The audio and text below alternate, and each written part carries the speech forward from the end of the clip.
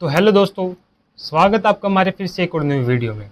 आज की इस वीडियो में हम एक सीरीज को स्टार्ट करने वाले हैं जो कि हमारी रहने वाली है कम्प्लीटली माइक्रोसॉफ्ट वर्डपैड के ऊपर।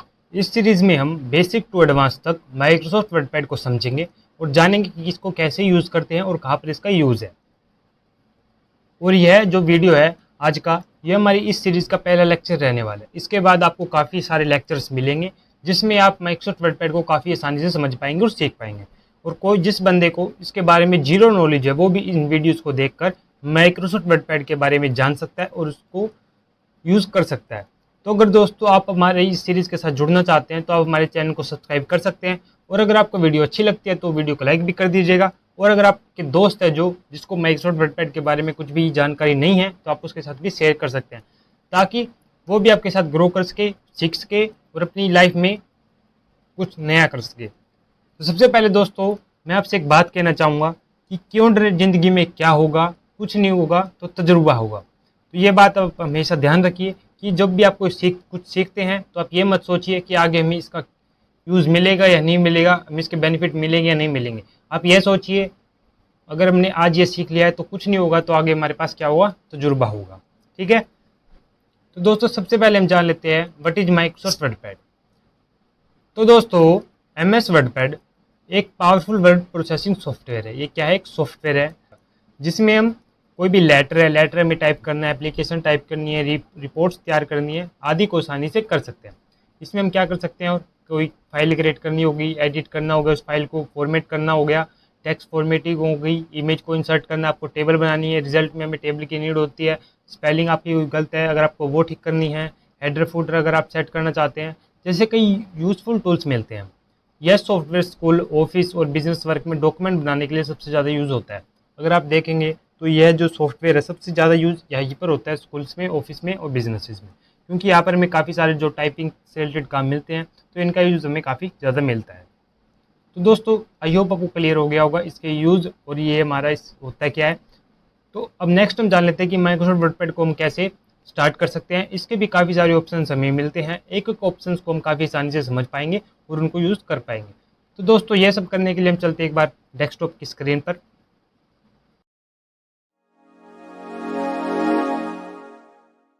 दोस्तों अभी हम आ चुके हैं डेस्कटॉप की स्क्रीन पर।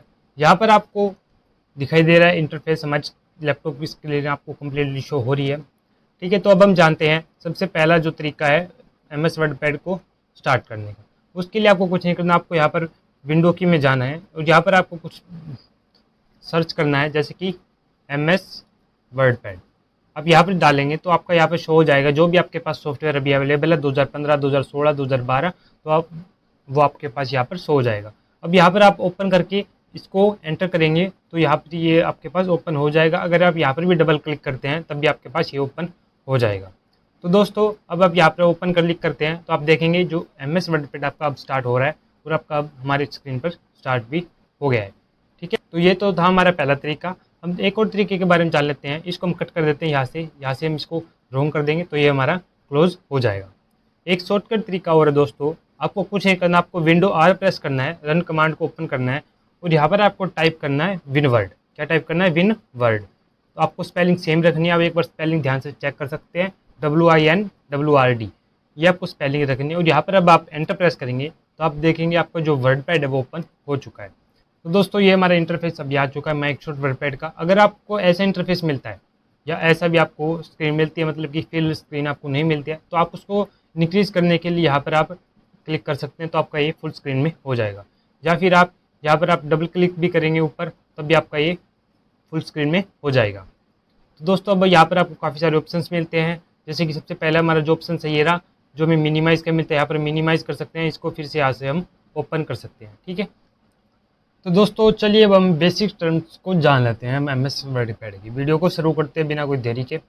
तो दोस्तों सबसे पहले आपको यहाँ पर जो ऊपर मिलता है लिखा हुआ document 1 Word product activation palette, इसको हम क्या बोलते हैं, टाइटल बार। टाइटल बार में हमें जो भी हम फाइल है उसका नाम आपको यहाँ पर शो होता है। ठीक है, इसलिए हम इसको बोलते हैं टाइटल बार। यहाँ पर आपको अंडू रीडो को ऑप्शन मिल जाते हैं और इसके साइड में आपको राइट हैंड साइड में आपको एक ऑप्शन मिलता है customise quick access tool bar. इसमें आप यहाँ पर भी कोई भी जो शॉर्टकट ऑप्शन है आप यहाँ पर ऊपर इसको ऐड करना चाहते हो, यहाँ से आप उसको ऐड कर सकते हो। ठीक है, जैसे कि फॉर एग्जांपल मैं स्पेलिंग ग्रामर को यहाँ पर ऐड करना चाहता हूँ तो वो यहाँ से मैं इसको ऐड कर सकता हूँ और यहीं से मैं इसको यहाँ से हटा भी सकता हूँ। तो आप ऐसे इनका यूज़ कर सकते हो। तो दोस्तों नेक्स्ट आपको यहाँ पर जो फाइल्स के ऑप्शन है, ये इंसर्ट के ऑप्शन, डिज़ाइन ऑप्शन, ये आपको काफ़ी सारे ऑप्शन मिलते होते हैं। इनको हम एक एक करके अलग अलग लेक्चर्स में समझने वाले हैं, लेकिन आज हम जो बेसिक्स टर्म को समझने वाले हैं तो हम बेसिक्स को जान लेते हैं। नेक्स्ट आपको यहाँ पर file, home, insert, design, layout, reference, इसको क्या कहते हैं? रिबन। इनको हम क्या बोलते हैं? नाम रिबन। रिबन के अंदर आपको अलग अलग टैब मिलते हैं, जैसे कि इंसर्ट का टैब हो गया, डिज़ाइन का टैब हो गया, लेआउट का टैब हो गया। ये हमारे क्या हैं? टैब्स। इन पूरे को हम क्या कहते हैं? रिबन्स।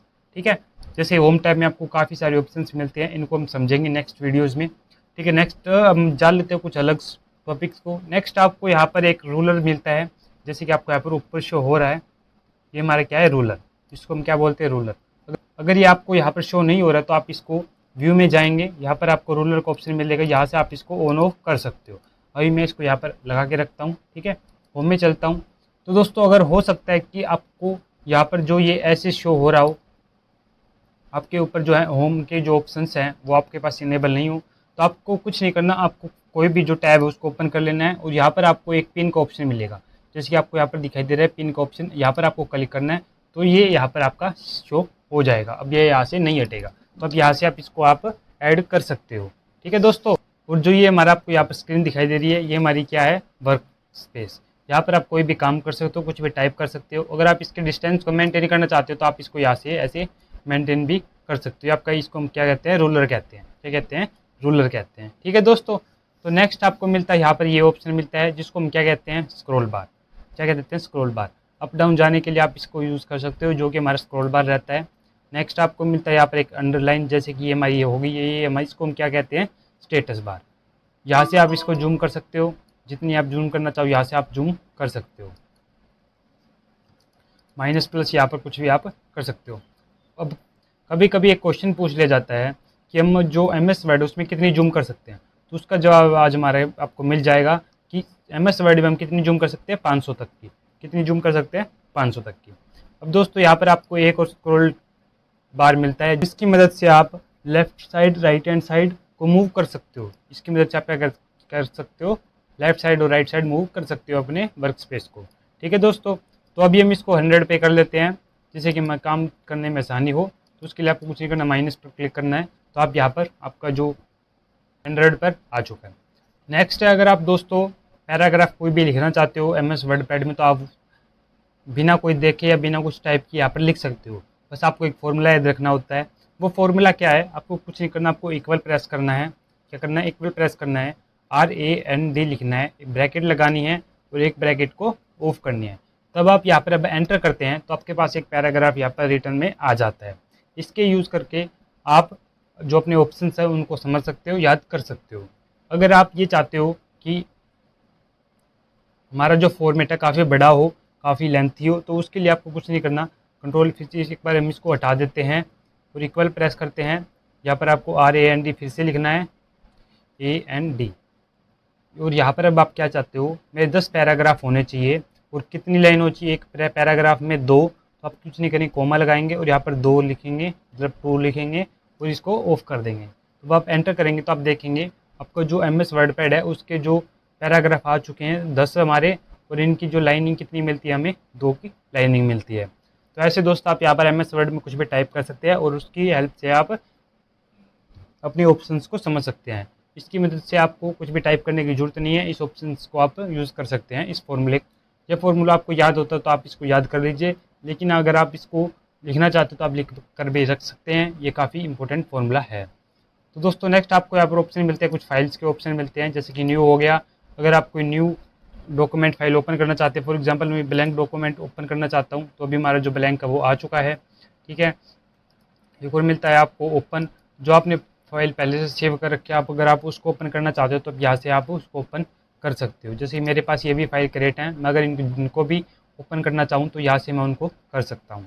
नेक्स्ट आपका सेव एज, जो आपने फाइल अभी क्रिएट की है उसको आप सेव करना चाहते हो, जैसे फॉर एग्जांपल मैं दिस PC में इसको सेव करना चाहता हूँ, और जो फोल्डर सिलेक्ट करूँगा तो मैं यहाँ पर कौन से फोल्डर में इसको सेव करना चाहता हूँ तो वो आप यहाँ से इसको कर सकते हो।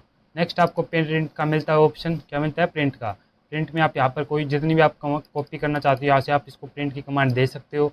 आपका प्रिंट यहाँ पर शो हो जाएगा, आपका प्रिंट का क्या नाम है। ठीक है, प्रिंट की आप यहाँ से सेटिंग करोगे। सेटिंग, प्रिंट की जो सेटिंग है काफ़ी थोड़ी मुश्किल होती है, मेरे को भी काफ़ी सारी दिक्कत आई थी समझने में, इसलिए मैं इसकी एक सेपरेट वीडियो बनाऊंगा प्रिंट कमांड के ऊपर, जिससे कि आप अच्छे से समझ पाओगे। ठीक है दोस्तों, तो नेक्स्ट जान लेते हैं शेयर। अगर आप जो आपकी फाइल है उसको आप कहीं से क्लाउड में सेव करना चाहते हो, ईमेल करना चाहते हो, प्रेजेंट ऑनलाइन करना चाहते हो, पोस्ट ऑफ ब्लॉग करना चाहते हो, यहाँ से आप इसको कर सकते हो। एक्सपोर्ट, अगर आप अपनी फाइल को PDF में एक्सपोर्ट करना चाहते हो, चेंज फाइल टाइप, आप कोई भी फाइल को अलग तरीके से सेव करना चाहते हो तो आप यहाँ से भी इसको आप कर सकते हो। तो अभी हमारा एक ऑप्शन रह गया था सेव एज का। सेव एज में अगर आपको जो आपकी फाइल है उसको आप किसी और फॉर्मेट में या किसी और नाम से या फिर आप किसी और जगह पर सेव करना चाहते हो तो वो यहाँ पर आप सेव एज में कर सकते हो।